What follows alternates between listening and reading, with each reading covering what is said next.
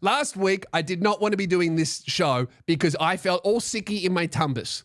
I felt very sicky. I felt all sicky, and for 2 days, I've been going to the toilet because I felt like I was going to shit my pants. Nothing would happen. All right? And I put it down to, I started a new magnesium supplement. I switched brands. Sometimes when you change supplements or add in a vitamin, it can make you feel all sicky in your tumbus. So I was being very brave about it, even though I felt all sicky. And a lot of people noticed how brave I was being by doing the show, even though I felt all rumbly my tumbly. And thank you very much for commenting and telling me what a big brave boy I'm being, even though I felt all sicky in my tummy. All right? But, guys, I'm happy to say, thanks to one of the most embarrassing, horrific moments in my life, I found why I felt all sicky, okay? So, on Monday, I went to Frankston Library for a big, deep writing session. I thought I'm gonna sit down, I'm gonna write some stand-up. I've got next year's show to kind of think about on the horizon. I gotta write some jokes. I gotta write some videos. I gotta plan what I want to do. I gotta theorize how we can get that 14% women up to 50. I gotta figure this out, right? So I'm writing, I'm having a great day. Get halfway through the day, I go, I'm a bit hungry. I go down to Sushi Train. I accidentally spend $50 on Sushi Train. I had about 16 plates. The Japanese woman laughed at me because there were 3 groups of people in line to pay before me, and they all spent less than I did. I was there by myself, and she laughed. She went, oh, you're very big. And I said yes. I didn't do her voice back at her. I feel like that'd be wrong, and I would like to return there. All right, I spent $50 at Frankston Sushi Train. Okay, amazing. It was so good. Go back to the library, finish up my writing, get myself a big coffee, smash it, do a bit more writing, fuck around a little bit, finish up. I'm thinking, great, what a productive, creative day I've had. And I accidentally spent too much money at sushi. Whatever. I'm not going to do that again. But I had a good time, right? Then I'm thinking, all right, well, while I'm here, I'm going to go to the pool. I head down to Frankston Pool, right? Beautiful big pool. And as you guys know, I made a big, bold claim saying that I would swim 100 times this year. Look, it didn't go the way that I thought that it would. I've swam heaps, if, you know, you count 20 as heaps. Pretty good, 1/5 of the way there. I'd start doing my laps. And last time I swam, I couldn't finish a full kilometer because I was that out of practice and out of shape from swimming that I just did 500 meters. I got really hot and exhausted, and I thought I'll do a kilometer the next time I'm in the pool. This is the next time I'm in the pool. I get to 500 meters. It's feeling even harder than the last time I swam, which doesn't make any sense because I've even been going to gym. Again, so I'm thinking I should be fitter. What the fuck is going on? Why does this feel so hard? And then I think, oh, I actually feel really bad. I think I need to get out of the pool. But then I think, don't be a fucking pussy. What would David Goggins say? And he would say, you don't get out of the pool until the lifeguard pulls you out of the pool. You drown, motherfucker. Who's going to carry the boats? I haven't cried for 20 years. Sometimes I yell and I don't know why.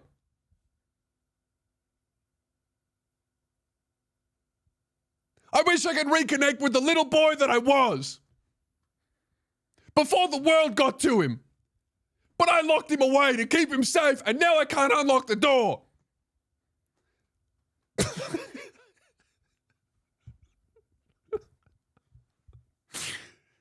I wanted to be a dancer, but I saw some shit in the war. Now I can't get my toes to move in time with the beat because my dad said it was gay.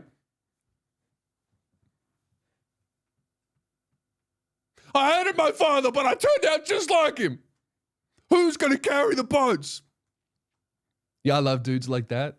That like the only emotion they can do is yell.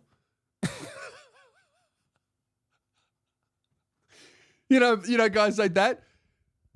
Oh, women are so emotional. Not me. I'm logical.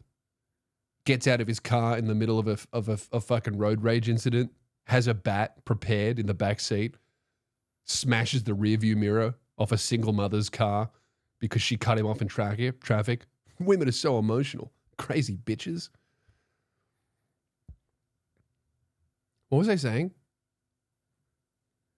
Oh, I'm at the pool, right? And I get to 500 meters, and I think I'm not getting out of the pool. I'm not a fucking pussy. I'm not a coward. All right, I'm doing my kilometer, and I make a deal with myself. I go, you don't have to do it fast. You just have to do it. So I will take as many rests as I need to take. I will swim as slow as I need to swim, but I'm doing my fucking kilometer. I start swimming again. Another 100 meters down. We're at 600. I'm feeling bad, but I've slowed down heaps. I'm feeling like courageous about it. I'm like, yeah, I'm being brave. My tummy starts to hurt. I'm thinking, no worries. It's just a stitch. 650 meters. I start to feel fucking horrid. I'm thinking, that's all right. I'll just have a rest for like 2 minutes at the end of the pool, and then I'll do another 50 meters, right? Rest for 3 minutes because I needed it. Then I do another 50 meters. The stitch in my stomach is so fucking bad that I have to get out of the pool because I can no longer swim. I thought for safety's sake, all right, I'm getting out of the pool. And I don't want to, because I don't want to have to put my hand up and start waving it as I thrash around and drown in front of grandma's water aerobics class, okay? It's just not something that I want to do. There's a 90-year-old woman. She's barely alive. I can't drown in front of her. That's embarrassing. So I get out of the pool and I pack up all my stuff and I walk to the change room in my ill-fitting little Speedos, okay? Because I'm not a coward, all right? I'm not going to wear those big shorts that go down to your knees.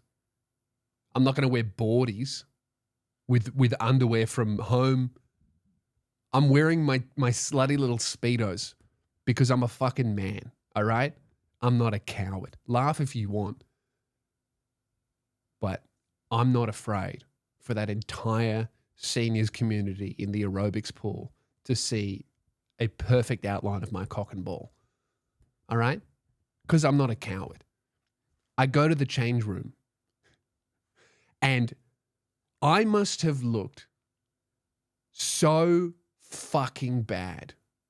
I must have looked absolutely fucking horrid. Because let me tell you, when I'm out in public and I see people that look like shit, I leave them alone. Like if I see a dude that looks like 10 seconds away from passing out, I just hope for the best for that guy and I move on with my day. I would have to see someone bleeding profusely for me to step in and ask, are you okay? I must have looked so fucking horrible getting out of the pool and walking into the change room because this guy comes up to me and goes, hey dude, are you okay? And I look at him and I genuinely am confused as to why he's asking me this, because of course I'm fine. I just haven't swum for a while. That's why I feel like shit, you know? So what? I didn't finish my kilometer. Let me get out of the fucking pool and get changed in peace, man. He comes up and goes, dude, are you okay?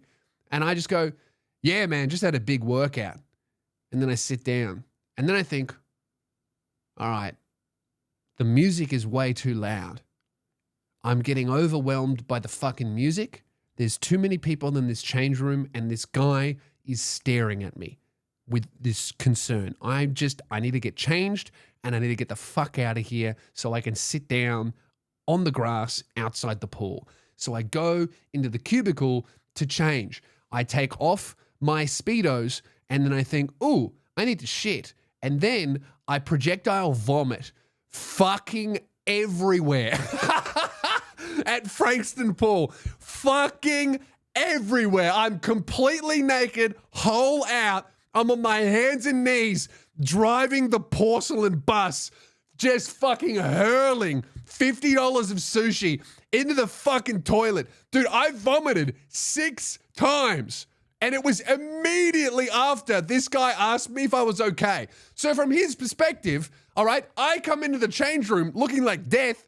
He, God bless him, concerned citizen, goes, "Hey man, are you okay?" I look at him like he's an idiot. I go, "Yeah, dude, I just had a big workout. Leave me alone." Walk into the cubicles, and then the next thing he hears 2 seconds later is, "Aah!" I was on my hands and knees in the fucking toilet hurling for 10 fucking minutes, bro. I think I deserve a refund from the sushi shop. I want my $50 back because I tell you what, I flushed it down the fucking toilet, literally. I was spewing. I don't think I vomited ever that much in my life than I did at like 5:30 p.m. at Frankston Pool. I must have looked like the worst alcoholic ever. Dude, if I saw a guy get out of the pool and stumble to the change room and then aggressively tell someone he's fine, then start vomiting in the toilets, I'd be like, oh, yeah, that's an alcoholic who tried to swim it off at Frankston Pool, of course. That's not out of character at all. You know what? Thank fuck I didn't finish my kilometer because they would have had to close the pool, dude. It was one of those spews where I had no warning. I had no idea. Like there was not even a thought in my mind that there was a chance that I would spew. I thought I was going to the bathroom to change, and then I felt like I needed to shit. And then I just vomited out the other end. There was no way that if I finished my kilometer, I didn't spew in the pool. They would have had to close that fucking pool, man. They would have been closed for the day. Although not for the day, man. You know what happens when someone like spews or shits in the pool? I was telling my brother this story and we're laughing and I go, "Oh, they'd have to close the pool for the day." And he goes, "No, they wouldn't." I'm like, "What do you mean?" And he tells me he went to a pool, right? Middle of the day, school holidays, huge error. And he pays for a casual pass, walks in. Within 3 minutes, someone shits in the pool. They evacuate the pool. They play like an alarm noise. Everybody gets out of the pool. Everyone's horrified, disgusted, whatever. But shit happens, right? And then my brother goes back up to reception and goes, "Oh, we just got here. I just paid for a casual pass, but someone shit in the pool. So we're going to leave. Can we have our money back? We haven't even gotten in the pool yet. We haven't even changed." And the guy goes, "Oh, if you hang around for 20 minutes, it'll be clean again." I'm sorry. I would like for it to be closed for a lot longer than 20 minutes, brother. What do you mean? You're telling me that someone can diarrhea in a pool and you can clean it in 20 minutes? I can barely clean my own body in the shower under 20 minutes. What the fuck are you talking about? Someone shit in an Olympic-sized pool. You can get every fucking speck of baby poo out of the pool? That's made me feel so bad about swimming. You know what I think happened? I think I accidentally gave myself food poisoning because I ate chicken that I cooked like maybe 8 days before, like just too long. I think that's what it was because I've only gotten food poisoning twice in my life, and the pool vomit was one of them. So I've only been food poisoned one other time, and it was exactly like this, which you guys saw on last week's podcast, right? I eat the poisoned food, and then I don't get sick at all for 5 days, and then after day 5, I just feel a little bit off, but I won't actually be sick for another week because I don't even realize that I've got fucking food poisoning. Someone's telling me that's got to be autism, dude. Like, I don't even fucking know that my entire body has food poisoning. Because I'm just like, I want to go to the library. I want sushi. I don't think it was the sushi. It's a really good place. And also, I ate it hours beforehand and I felt fine. I think it was actually the chicken that I had like 10 days before. Because the last time this happened, I went to Thailand and stupidly on the last day had beef bolognese. And the person that I was with had the same meal. Now they vomited on the plane ride home the next day. I, who ate the same poison beef meal, powered on for a fucking week after that. They were going, I can't believe that you're so sick. I can't believe that you're not sick, because I was so fucking sick the day after and then for 3 days after that, and you're just normal. What's going on? And I go, I don't know. I guess maybe I got a good bit and you got a bad bit. Who knows? I thought that I just had a harder constitution.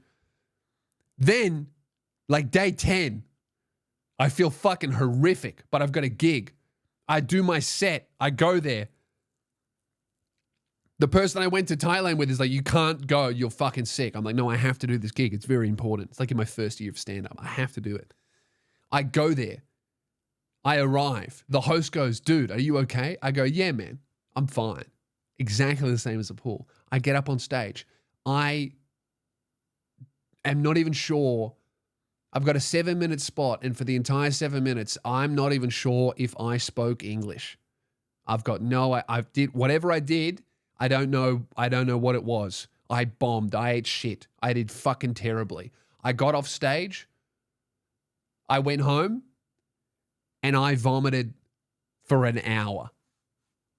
Finally, I was actually sick 10, 11 days after being food poisoned. And I think that's exactly what happened at the pool. So that's a real low point in my fitness journey this year, is going to Frankston Pool and spewing my guts up in a fucking toilet, a public pool dunny. While there's like 30 dudes in there changing who just heard me go, yeah, man, I'm fine. It was not good. It was not good at all. But I feel a lot better. Dude, is there anything better than like the fucking 40 seconds after you vomit? I don't think there's a better feeling on earth than the absolute euphoria you feel after spewing. This sounds quite eating disorder of me, but